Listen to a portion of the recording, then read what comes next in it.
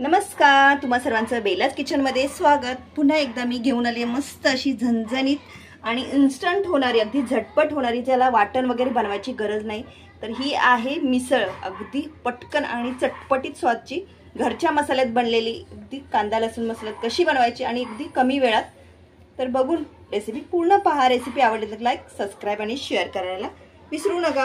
तर मिसळ बनवण्यासाठी तुम्ही सर्वात प्रथम पातेलं ठेवले आणि पातेलं आपलं गरम होते, तर आपण काय करूया, याच्यामध्ये तेल घालून घेऊया। तर तेल प्रमाण सांगते मी, इथे 2 चमच मी तेल घेतलेलं आहे, बघू शकता।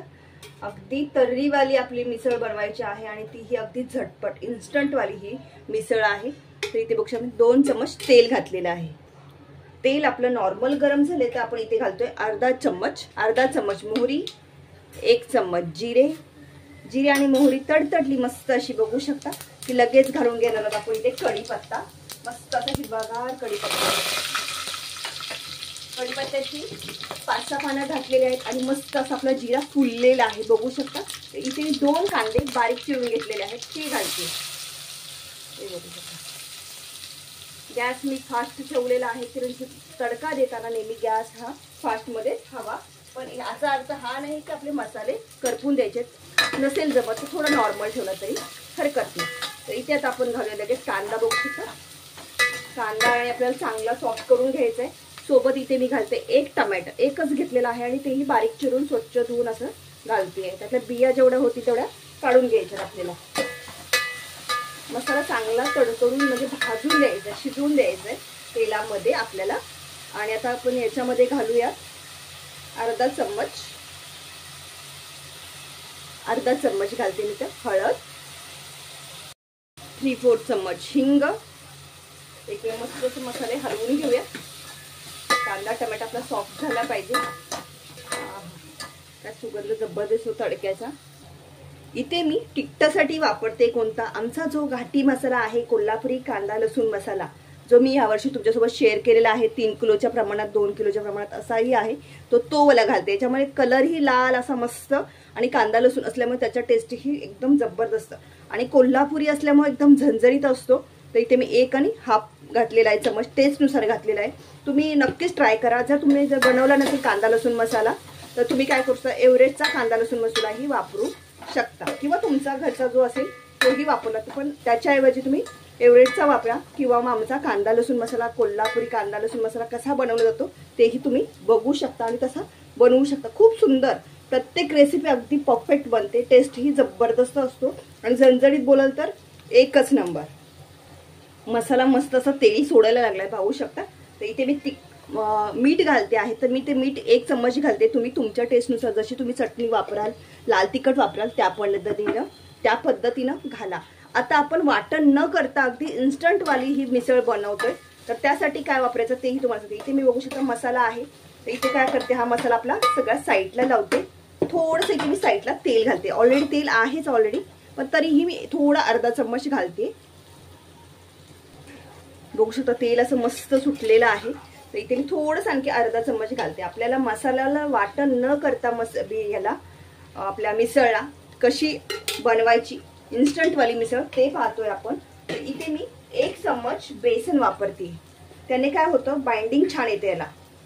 हे बघू शकता मी इथे 1 चम्मच बेसन घातलं आणि ते काय करायचं, आपल्याला तेलामध्ये मस्त असं भाजून घ्यायचं इथे। त्यामुळे फ्लेवर तर खूप सुंदर येतोच मिसळला आणि शिवाय बाइंडिंग ही येतं। हे बघू शकता म्हणजे मिक्स झालं ना त्याच्यामध्ये मसाल्यामध्ये, बेसन भाजल्यानंतर एवढं छान सुगंध येतो ना तेलामध्ये। तुम्ही करून पहा, नक्कीच तुम्हाला ही मिसळ आवडेल, अगदी झटपट वाली, सुंदर। तर सगळे मसाले मी एकजीव करते। इथे बघू शकता काय मस्त मोड आलेत, हे मी रात्री भिजायला घातलेले आणि सकाळी बांधून ठेवलेले, एवढे जबरदस्त मोड आलेत, किती सुंदर आणि अगदी लांबच्या लांब अशी मटकी असेल तर काय टेस्ट, म्हणून माझा मूड झाला की आज मिसळ तुम्हाला दाखवायची मला।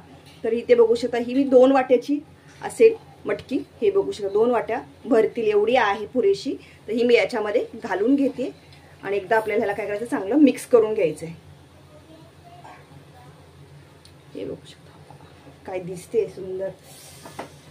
तर हे सगळं मिक्स करून घेऊया आपण मसाला तेलामध्ये।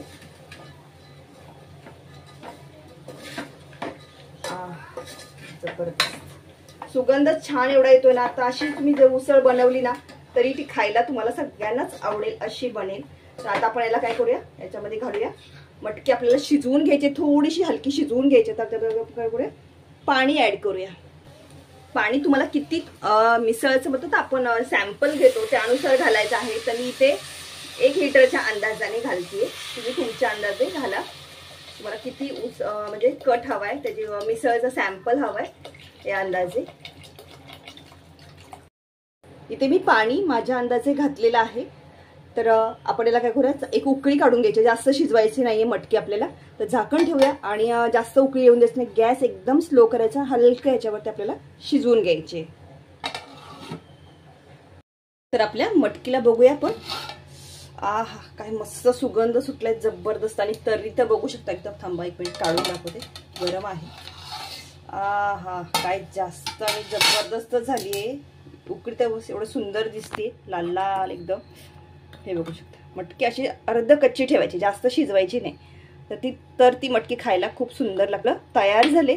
तुम्ही चपातीसोबत, पावासोबत गरमागरम ट्राय करू शकता. सर्व करायला घेऊया. इथे मी छोटीशी सॅम्पलसाठी हे साईडला घेतलंय. आपण त्यामध्ये पहिलं सॅम्पल काढून घेऊया. हे बघू शकता, मस्त असं कटाचं सॅम्पल जे आपण मिसळ खायला देतो तेव्हा आपल्याला दिलं जातं. हे आपण साईडला ठेवूया. हे मी साईडला काढून घेतले, हे बघू शकता. आणि हे इथे मी आपली जी डिश आहे तिथे साईडला ठेवते. आणि आता आपण याच्यामध्ये प्लेट्समध्ये घेऊयात काढून. आपण ना एक प्लेट्समध्ये काढून घेऊया. हे बघू शकता, मस्त अशी ही आपली मिसळ तयार झाली. आणि ही मी इथे बघू शकता सर्व करते. सर्व अशी काढून घेते पूर्ण. इथे आपण उसळ काढून घेतले. त्याच्यावरती आपल्याला शेव घालायची, जी घाटीवाली शेव असते. तुम्हाला जी आवडते ती तुम्ही ती घालू शकता. अगदी पापडीवाली मिक्स येते ती पण.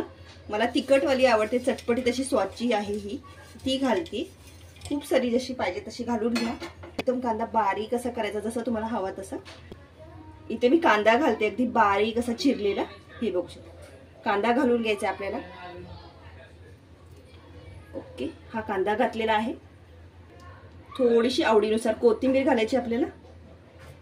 आणि वरून आपल्याला काय असं लिंबू पिळायचा आहे.